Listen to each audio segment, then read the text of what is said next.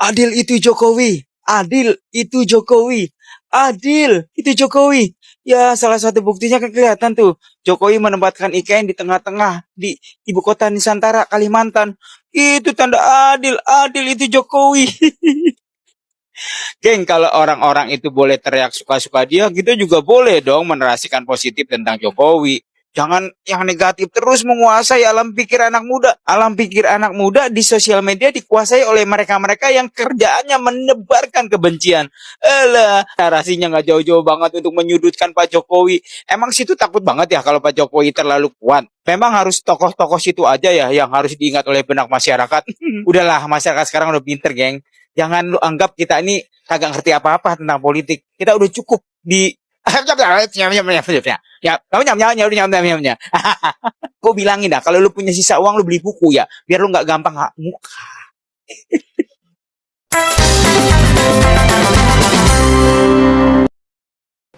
Assalamualaikum warahmatullahi wabarakatuh. Selamat datang lagi sahabat di channel One Opini dimanapun Anda berada saat ini.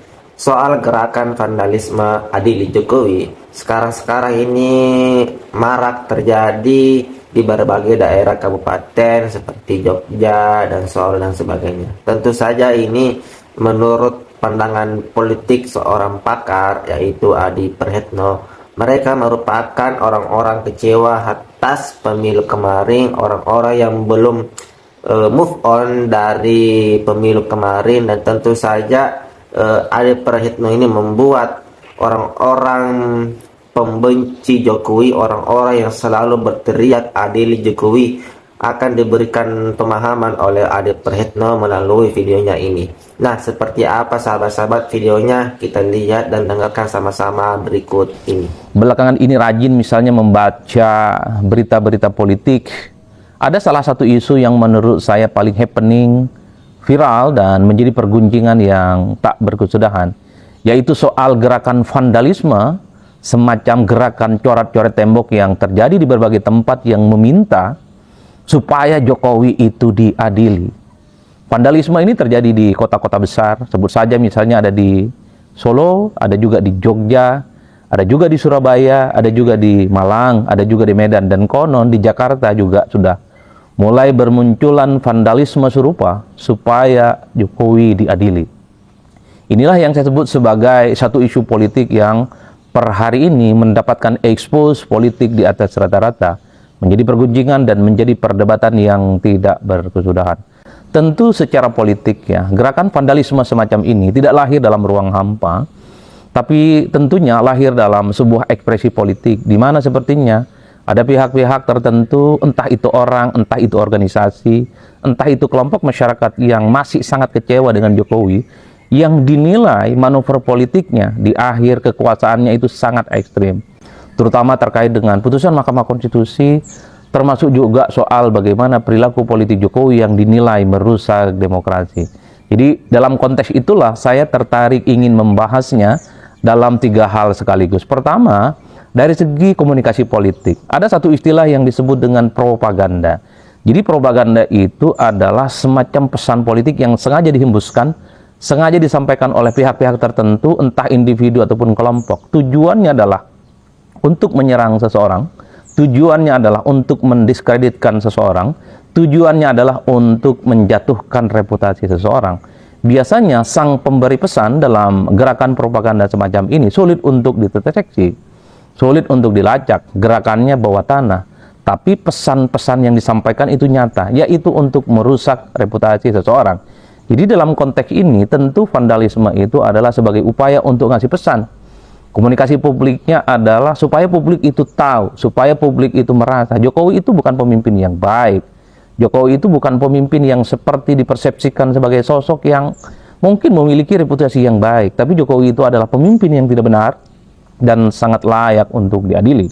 Itu yang saya kira dalam propaganda politik menjadi penting disampaikan dalam konteks bagaimana melihat gerakan vandalisme adalah bagian untuk membangun kasak-kusuk politik. Jokowi itu adalah pemimpin yang gagal dan sangat layak untuk diadili. Meski secara diskursus soal propaganda ini kan masih terjadi pro dan kontra. Ada yang memperbolehkan, ada juga yang melarang, karena itu dianggap sebagai komunikasi politik yang anti-ideolika, gerakan dan opini politik yang kemudian dianggap sebagai sesuatu yang justru tidak pernah menyajikan fakta-fakta yang objektif. Tapi terlepas di antara segala-galanya, tentu saja propaganda semacam ini tujuannya satu, bahwa ingin menyerang Jokowi dan bagaimana merusak kredibilitas Jokowi sepanjang Jokowi menjadi presiden 2 periode di Republik Indonesia. Itu konteks propaganda. Makanya tidak mengherankan, vandalisme ini kan sulit untuk dicek kira-kira siapa pelakunya, tapi pesannya sampai kepada publik. Itu yang pertama. Yang kedua, harus diakui, ini kan menegaskan bahwa sebenarnya ada pihak dan kelompok-kelompok tertentu yang sampai hari ini itu tidak terima dengan manuver politik Jokowi. Masih kecewa dan masih marah karena Jokowi itu dianggap sebagai mantan pemimpin yang merusak demokrasi, dianggap presiden yang dulunya terlampau jauh cawe-cawe dalam urusan pemilu, khususnya pemilu di 2024, yang kemudian sang putra mahkota juga bisa bertanding dalam pilpres. Ini adalah ekspresi-ekspresi kemarahan yang sepertinya sampai hari ini itu akan terus disampaikan melalui gerakan-gerakan vandalisme itu. Bahkan kalau kita agak sedikit flashback ke belakang, beberapa hari yang lalu, beberapa waktu yang lalu, ada juga yang demonstrasi supaya Jokowi itu minta diadili. Bahkan ada yang disebut dengan Nurani 98, mantan-mantan aktivis 98 mendatangi KPK, berbekalkan data OCRP yang menyebut Jokowi bagian dari salah satu pemimpin terkorup di dunia untuk segera diusut. Itu kan adalah ekspresi dari sebuah kemarahan dan kekecewaan secara politik yang sampai hari ini masih cukup nyata. Bagaimana Jokowi itu hampir setiap hari selalu mendapatkan protes dan perlawanan, terutama dari kelompok-kelompok aktivis dan kelompok-kelompok kritis. Mungkin Jokowi ini adalah mantan presiden pertama kali di Indonesia setelah tak lagi jadi presiden, terus dirongrong, terus dikritik, dan bahkan ada pihak-pihak yang kemudian meminta supaya Jokowi itu diadili. Nah, tapi yang paling menarik adalah yang ketiga, soal respon Jokowi. Seperti biasa, respon Jokowi itu kan datar-datar saja. Respon Jokowi itu pendek, dan responnya itu terkesan tidak menganggap bahwa gerakan vandalisme dan serangan-serangan yang mengarah kepada dirinya itu adalah sesuatu hal yang penting. Itu adalah gaya khas dari Jokowi. Tapi secara persamaan, Jokowi itu ingin menunjukkan semakin Jokowi diserang, semakin Jokowi itu dihujat, Jokowi selalu menunjukkan bagaimana kemesraan dan kedekatannya dengan rakyat. Ya terbukti misalnya rumahnya Jokowi itu kan hampir setiap saat menunjukkan bagaimana antrian yang cukup panjang hanya sekedar bertemu dan berselfie dengan Jokowi. Di berbagai tempat, di acara-acara tertentu masih banyak orang-orang yang juga ingin selfie dan foto bersama dengan Jokowi. Itu adalah yang saya sebut sebagai kontra narasi dari Jokowi. Bicaranya pendek, tapi pada saat yang bersamaan Jokowi menciptakan satu peristiwa politik bahwa Jokowi itu semakin dekat dan semakin dicintai oleh rakyatnya. Setahu saya, ini adalah gaya komunikasi politik khas Jokowi. Kalau dikritik membabi buta, kalau diserang membabi buta, dihujat terus-menerus, Jokowi pasti menunjukkan sebuah aktivitas yang sangat populis, sebuah aktivitas-aktivitas yang terkesan dekat dengan rakyat. Makanya tidak mengherankan kalau Jokowi itu diserang. Dulu misalnya disebut-sebut dan dikaitkan dengan status Hasto yang jadi tersangka, dikait-kaitkan dengan OCRP misalnya yang menempatkan Jokowi bagian dari salah satu pemimpin terkorup. Jokowi kan responnya datar, pendek, dan terkesan tidak ada apa-apa. Tapi kan pada saat yang bersamaan, gestur politik Jokowi menunjukkan bagaimana aktivitasnya yang dekat dengan rakyat. Itulah yang saya sebutkan. Apapun yang terjadi dengan vandalisme per hari ini, jadi kalau kita mau lihat secara rata-rata, Jokowi juga mampu dan melakukan perlawanan dengan cara membangun narasi bahwa Jokowi semakin dihujat, semakin diserang, tapi Jokowi itu semakin dicintai oleh rakyat. Entah kita semua menilainya. Apakah kita itu bagian dari kelompok yang mengatakan Jokowi itu layak untuk diadili, ataukah sebaliknya Jokowi itu sangat tidak layak untuk diadili? Itulah yang saya sebut sebagai narasi isu yang belakangan ini berkembang cukup signifikan. Inilah politik kita. Inilah realitas yang terjadi hari ini. Mantan presiden di Republik Indonesia yang katanya punya reputasi yang cukup panjang, mampu membangun infrastruktur di mana-mana, dinilai sebagai mantan presiden yang berasal dari rakyat biasa, tapi setelah tak lagi jadi presiden, terus mendapatkan hujatan, terus mendapatkan kritikan, dan terus ada gerakan-gerakan yang terus meminta supaya Jokowi itu diadili. Inilah yang saya sebut pertama kali dalam sejarah perpolitikan di Indonesia. Saya kira di situ untuk kali ini terkait dengan gerakan politik mengadili Jokowi. Tapi sebelum selesai, gerakan-gerakan politik vandalisme, gerakan-gerakan politik meminta Jokowi itu diadili, termasuk juga gerakan-gerakan propaganda bahwa Jokowi itu adalah pemimpin yang misalnya tidak baik dan tidak benar. Tentu ini menjadi gerakan yang sangat percuma kalau kemudian tidak dilanjuti dengan gerakan-gerakan lanjutan. Misalnya, kalau pihak-pihak tertentu yang selama ini misalnya kecewa dengan Jokowi, dianggap sebagai pemimpin yang tidak benar, ada bukti-bukti hukum, fakta-fakta hukum, tentu bisa dilaporkan kepada pihak yang berwajib. Pak Jokowi adalah sebagai sosok dan mantan presiden yang sangat layak juga untuk diadili dalam konteks hukum-hukum tertentu.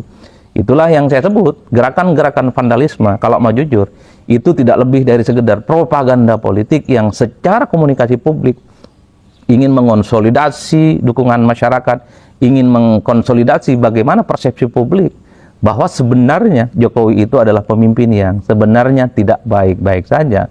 Karena gerakan vandalisme itu hanya berhenti di situ, dan sepertinya tidak ada gerakan-gerakan yang kemudian membuat bagaimana Jokowi itu dilaporkan kepada pihak-pihak berwajib.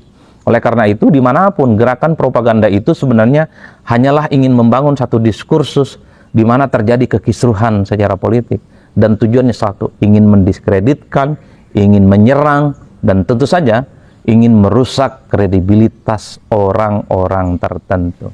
Nah, itulah tadi sahabat-sahabat cuplikan video dari Adi Praetno yang berpendapat mengatakan bahwa kelompok tersebut adalah orang-orang yang belum move on dari hasil pemilu yang dimenangkan oleh Prabowo Gibran, dan itu merupakan hasil ekspresi mereka yang tentu saja bisa dikatakan di sini mereka adalah orang-orang pembenci Jokowi yang tidak suka kinerja Jokowi dan lain sebagainya.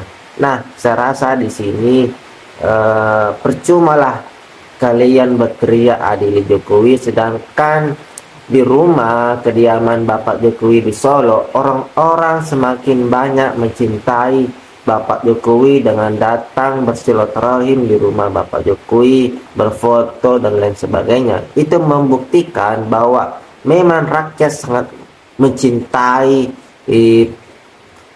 Jokowi. Dan jika kita dilihat ketika melihat video-video yang lagi viral, bahwa itu terbukti bahwa orang-orang yang datang berkunjung di rumah Jokowi itu adalah bukan settingan, bukan dimobilisasi, itu murni keinginan rakyatnya ingin berkunjung di rumah Bapak Jokowi. Sedangkan orang-orang yang datang demo berteriak adili Jokowi, apakah mereka dibayar, settingan, dimobilisasi oleh orang-orang tertentu? Bagaimana pendapat Anda sahabat-sahabat mengenai ini? Silahkan komentar di bawah ini.